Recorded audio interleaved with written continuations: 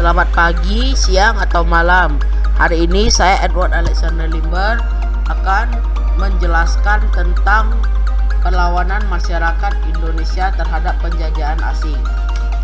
Seperti yang diketahui, masyarakat Indonesia pernah dijajah oleh 4 negara asing yang berbeda, yaitu Inggris, Portugis, Spanyol, dan Belanda. Belanda adalah negara asing yang paling lama menjajah Indonesia, yaitu sekitar 350 tahun.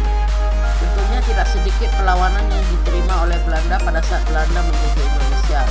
Nah, pada video kali ini saya akan membahas 2 perlawanan dari masyarakat Indonesia pada masa penjajahan Belanda.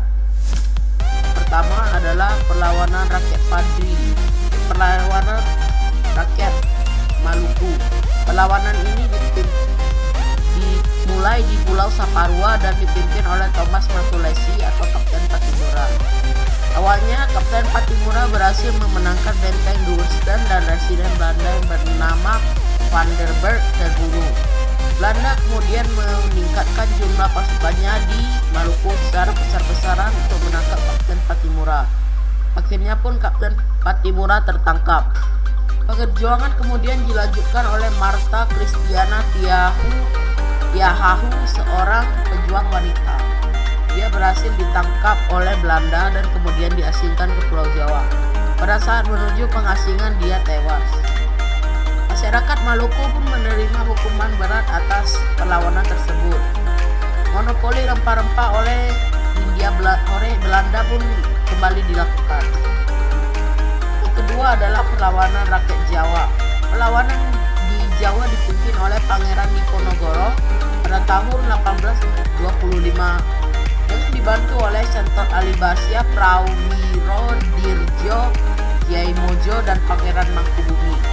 Awalnya perlawanan ini berhasil mengalahkan Belanda karena Belanda pasukan sedang fokus melawan kaum Padri. Belanda melakukan perdamaian dengan kaum Padri dan memusatkan pasukannya untuk melawan Pangeran Diponegoro. Belanda juga melakukan taktik memperlemah lawannya dengan mengangkat kembali Sultan Hamengkubuwono II agar bangsawan yang membela Pangeran Diponegoro kembali ke istana. Tetapi taktik ini gagal karena Sultan Sepuh meninggal tidak lama setelah diangkat. Belanda kemudian melakukan taktik benteng Stetsel untuk mempersempit ruang gerak Pangeran Diponegoro. Jenderal De Kock pun mengajak Pangeran Diponegoro untuk berunding di Magelang. Jenderal De Kock berjanji jika perundingan gagal, Pangeran Diponegoro boleh kembali ke markasnya. Tetapi De Kock berkhianat dan kemudian menangkap Pangeran Diponegoro pada tahun 1830 dan mengasingkannya ke Manado. Pangeran Diponegoro pun menghabiskan akhir hayatnya di pengasingan. Sekian dan terima kasih.